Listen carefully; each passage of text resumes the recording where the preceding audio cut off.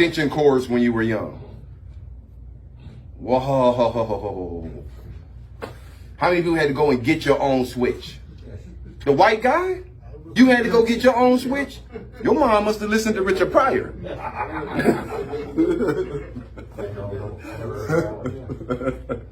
Childhood emotional neglect is a type of abuse where the child is ignored, not taken seriously, told their feelings don't matter, and treated like they're not there. That's what childhood neglect is, and it's difficult than physical abuse. Saying of the day is, it takes a village to raise the child. What do you do when the village is sick? Cure it. You cure it. Cure what? The village? Yeah. Okay. It takes a village to raise a child, but what do you do when the village is sick? Oh man, we about to get deep today. This talk is for educational purposes only and is not a substitute for professional guidance, advice, treatment, or diagnoses. If you or someone you know is experiencing a mental health crisis, substance use or abuse, or suicidal thoughts, dial 988. 988 is available 24/7 nationwide and staffed by trained crisis counselors who are just a text or call away. 5 signs you were emotionally neglected in childhood. Because a lot of times our problems stem from childhood. It's rooted in our childhood. Man, if they don't get that thing right when you a child, it can cause you so much trouble in adulthood because you'll be thinking some stuff is normal that's not normal at all. It's not normal to beat a woman. It's not normal and it's not healthy to abuse and beat your children. To want to whoop your child with a switch. To want to whip your child with an extension cord. To tell your child to get undressed so the switch or the extension cord can rip flesh. That's not normal. And that's not healthy. Oftentimes, when we talk about having a bad or abusive childhood, people will associate it with physical abuse, the kind that leaves marks and bruises. But what about the kind that leaves invisible scars? Childhood emotional neglect can be a difficult and devastating experience and can affect the way you see yourself, ruin your relationships, and even impact your emotional and physical health. So going into your future, depending on how you was treated as a child, it can be difficult and devastating experience, and it can affect the way you see yourself. Having the wrong people in your life when you was a child can have you messed up as a grown-up. And you thinking something wrong with you, and it wasn't you, it was the people who was responsible for you. Because if you a child and you just got molested, that ain't your fault. If you are a child and you just got molested and you going through your adult life feeling like you did something wrong, it was not your fault. It's the fault of the adults who are responsible for your care. Let's put it where it's supposed to be. Come on, man. Childhood emotional neglect can be a difficult and devastating experience, and it can affect the way you see yourself. Ruin your relationships. The reason why you might not be able to even have a healthy relationship because you never had a healthy relationship with your mama and your daddy. Because that's the start. Those are the teachers. That's your first relationship. Your mama and your daddy.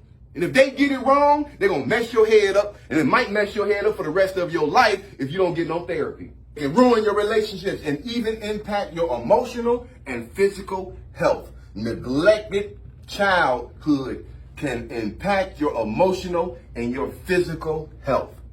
5 signs you were emotionally neglected in childhood. Number 1, you have trouble understanding your emotions. If your feelings were ignored as a child, you never would have learned how to feel and how to express them in a healthy way. Instead of talking and supporting you, your parents may have ignored you and told you that it's not a big deal. And as a result, you may now find it hard to recognize the emotions you feel, let alone express them to others. Because when you was angry and your mom and your daddy told you it's not a big deal, you don't deserve to be angry. When you was sad and your parents told you to quit being so sad, go outside and play, and they didn't process that for you, you know what I'm saying? Come on, man. If every time you felt something as a child, the grown-ups or the adults just said, that ain't nothing. That ain't important. Get over it. Get outside. Quit crying. What you crying for? There ain't no reason to cry. Then you don't know how to recognize your emotions. When you angry, you going to suppress it. Because you don't deserve to be angry. When you sad, you going to act like you're not sad. because you ain't supposed to be sad. Here we go. Early emotional neglect in childhood played a role in developing alexithymia. That's deep. Come on, man. Played a role in developing alexithymia, which is when you experience difficulties in identifying and communicating your own emotional state. If you have difficulty understanding your own emotions, then you'll have a harder time coping and overcoming them as well. 5 signs you were emotionally neglected in childhood. Number 2, you avoid social situations. You don't like crowds. You don't like being around people. You don't like people around you. The home you grew up in becomes the foundation for the types of relationships you form. So he just came in. He's looking like he's gonna be a next potential resident. So everybody say hello. You want to introduce yourself to everybody real quick before I get on this? Yeah, absolutely. How you doing, guys? My name is Jermaine, and hoping to definitely get to know everybody, and look forward to it. My name is Lee. Nice to meet you. Nice to meet you, sir. How you doing? All right. Nice. All right, so you avoid social situations. What we're talking about, the 5 signs you were emotionally neglected in childhood. And this is the kind of stuff we talk about all the time. The home you grow up in becomes the foundation for the types of relationships you form. And in childhood, the time spent with your parents is the time when you learn how to hold a conversation. You learn how to have a conversation with other people by having conversations with your parents. So when you run in the house, come on, man. How many people raise some kids? And not a lot of y'all. I raised some kids, man. When they little, when they learn how to talk, man, they asking you everything. They got a million questions. But the only reason they got a million questions because they want to learn, man. Express your emotions and your opinions. Because the thing is, when you express your emotions to your family, they supposed to protect you when you do that. Am I right? Mm-hmm. If you express it to your family that you sad, they supposed to protect you and find out why you sad and make sure it don't happen again. But if you feeling sad and somebody come over there and say, get that look off your face, express your emotions, your opinions. Your home is where you're supposed to feel comfortable to express your emotions, to express your feelings, to let your hair down. If you want to cry, you're supposed to cry at home and not feel ashamed. How many people was able to do that at home? No hands up. Okay, let's keep moving on. And have fun with others, because if you ain't have fun with your family, you didn't sit down and play board games. Come on. Y'all didn't sit down and play cards. Y'all didn't sit down and just joke with each other. Y'all didn't sit down and just have fun. Come on. That's where you learn how to have fun with other people. Learn it in your household first. That's the first teacher.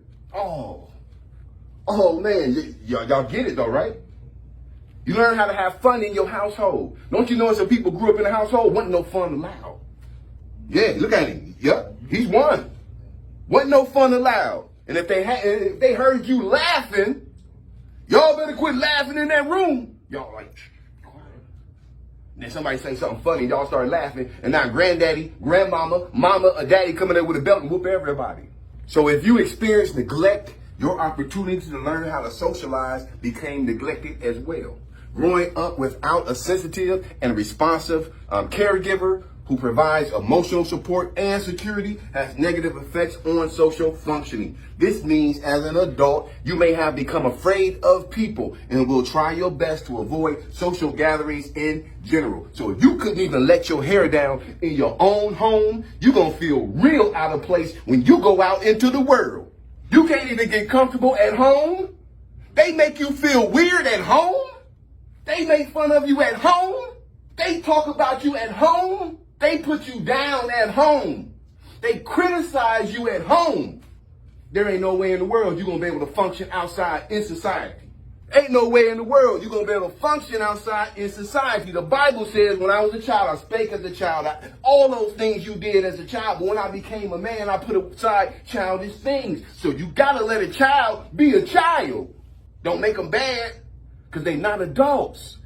5 signs you were emotionally neglected in childhood. Number 3, you have low self-esteem. Y'all know what self-esteem is. We've been talking about it for a while. Self-esteem says how much I love me. Self-esteem ain't got nothing to do with your clothes. It ain't got nothing to do with your house. It ain't got nothing to do with your car. It ain't got nothing to do with your shoes. It ain't got nothing to do with how much money you got. All of that is outside of you. And it is not called us esteem. They never called it us esteem. I'm glad they don't call it us esteem. Because if you had to depend on somebody else to feel good, some of us would never feel good. And we got some people who's supposed to love us would never let us feel good if it was up to them. It's called self-esteem for a reason, because you don't need nobody's permission to love yourself. Anybody ever told you you need somebody else to love yourself? That's a lie. Because number one, you can't give away what you don't have. And you can't show love to other people if you don't have love for yourself first. And even if you're showing love to people and you don't have no love for yourself, imagine how much more love you can show when you start loving yourself. Because basically, if you're going through life with low self-esteem, you just riding through life with the emergency brake up. You can still drive. How many people done drove with the emergency brake up before? You finally put the emergency brake down, like, oh man, you put the emergency brake down? Now it takes off? That's the difference between low self-esteem and high self-esteem. A person with low self-esteem driving through life with the emergency brake up. You're getting through life, but it's harder. You put that emergency brake down, that means you developed your self-esteem. As a child, you are completely dependent on your parents, and they are here to teach you not only about the world, but also about yourself. In this way, you end up internalizing your parents' ideas and values and making them your own. And when your parents neglect and ignore you, they're sending you a message that you don't matter. This is where your self-image and self-esteem may have been damaged, and as you grow older, you end up carrying these feelings with you as you go through life. As an adult, you may neglect taking care of yourself due to feelings of inadequacy. That's just low self-esteem. That's parents who wasn't teaching you the value of yourself. Because if you think, if your child feels depressed, I'm just going to go get her hair done, or I'm just going to go buy him some outfit so he can go to school tomorrow and floss on the other kids, you ain't building no self-esteem. You're teaching them to compensate for having low self-esteem by buying stuff. And that ain't going to help them in real life. Because they're going to be a grown adult. Life all messed up. Everything falling down. Everything a problem in their life. They think that all they got to do is go buy some shoes. Number 4, you try to please everybody. You're a people pleaser. You are a people pleaser. And let me say this before you even get started. You can't be all things to everybody, so don't even try. You can't be all things to everyone, even if you try. With that said, children who grow up in emotionally neglected households often have to pay attention to their parents' emotions instead of their own. So you got a child walking on damn eggshells in a house with a grown-up who's supposed to love them.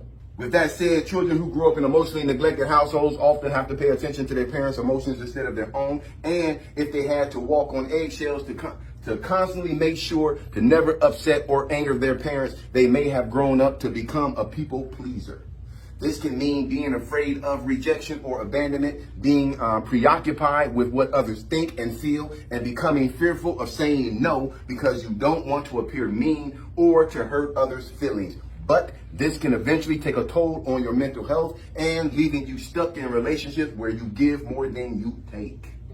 And you're going to find yourself in relationships where you're being used, where you're in relationships and you accept the fact that you're in a relationship with a person. You accept that because you was conditioned as a child to accept that. Because if your parent, if you weren't worthy enough for your parents, why would you be worthy enough for anybody else? That's the thinking here.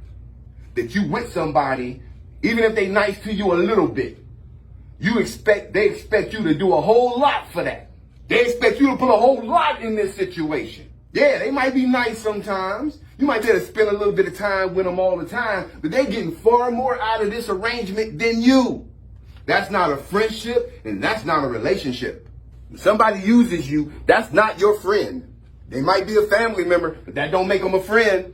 You eventually become overworked because you've taken on too much responsibility, or you become exhausted and burned out from trying to take care of everyone else. 5 signs you were emotionally neglected in childhood. The final one, number 5, you feel unexplained resentment towards your parents. You don't even know how to explain why you don't like your parents. You don't even know why you don't really like your parents. It's just a feeling that you have. So what you do is you don't call them. Yep. Correct. You don't go see about them. And I'm going to tell you this right now. Take it from somebody who used to feel like that about my mama and my daddy. You better forgive them. You don't want to walk through life with that hurt and with that anger inside your heart towards nobody. Because it ain't going to do you no good. It ain't going to do them no good. Because the Bible says honor your father and your mama. It didn't attach a stipulation to that. Well, you ain't got to if she a crackhead. Oh, yeah, you do. I don't care if your mama a crackhead. You better treat her like a queen. I'm being for real, bruh. God says you better. If you don't get it right, and if you don't forgive her, and if you don't build some type of relationship with her or him, you're going to regret it when they're gone. How many people got their parents gone? Come on, talk to them. Y'all better let these people know, man. When birthdays come around, when Father's Day come around, when Mother's Day come around. Come on, man, when holidays come around. Some of the people you didn't never even go talk to or spend no time with be some of the people you're going to think about the most when they gone. But the only difference then opposed to now is there won't be no opportunity to get it right on this side once they leave to the other side. You're going to have to wait until you go on the other side and get it right then. But the best thing is to get it right while you're in life. That way you don't have to cause yourself unnecessary suffering. Oh, don't act like y'all, don't front on me. For real. I done been at them funerals, bro, where somebody gave their mama or their daddy they butt to kiss. And they at the funeral trying to pull them out the coffin. Grandfather died over 40 years ago, and sometimes I sit down and think about them still. Mm-hmm. Yeah, man, that's your mama and your dad. I mean, 40 years they done passed. Yeah. And I still think about it. Yeah. I wish they were here. Yeah. And the thing about him is, like, I don't understand. He grew up with a mama and a daddy. And a stepmama. Right after she retired. Wow. 55 years old, moved to Florida. I talked to her on a Friday, and I got that phone call. She died in her sleep, 55 years old. Whoa. 3 months from retirement. Wow. That was a hard one. I can imagine, man. 5 signs you were emotionally neglected in childhood. The final one, you have unexplained resentment towards your parents. Sometimes parents are not intentionally neglectful. They may provide a roof above your head, access to education, food on the table, but as much as they're able to provide you with all the material things you need, they may have forgotten that you need love as well. As a result, when you grow up, you may feel unexplained anger or resentment towards them. Maybe you avoid them or never visit them. You may even become confused as to why you feel the way you feel. After all, you can't say they deprived you of basic human needs or abused you. Some people can. Some people were abused, though. But even if you didn't recognize the emotional neglect they put you through, you may have felt it and knew something was missing, and you still feel it today, even if you're not sure how to explain it. You got to accept people for who they are, man, not who you wanted them to be. Parents aren't perfect. Most parents, all parents, man, they working with what they were taught. And they're going to learn a lot as they go. Am I right? Those of us who parents. So a lot of times when you have children, you got to mature with your kids. And I don't think kids really understand that your parents might have been 18 when you was born. That's what I'm trying to say. Forgiveness, man, don't carry that stuff in your heart, you know, because a lot of that stuff comes from our childhood. But I want you to, today, what I want you to do is forgive your parents or whoever raised you. I don't care if it was your grandmama, your granddaddy, big mama, whoever, your uncle, your auntie, whoever. They did the best they could. And I ain't trying to take up for nobody. And I ain't trying to explain nothing away or excuse nothing for nobody. I'm just trying to help you. That if you can forgive them today, regardless of what they did, forgive them and move on with your life, it's going to free you up. And what it's going to take is a brick off of your chest.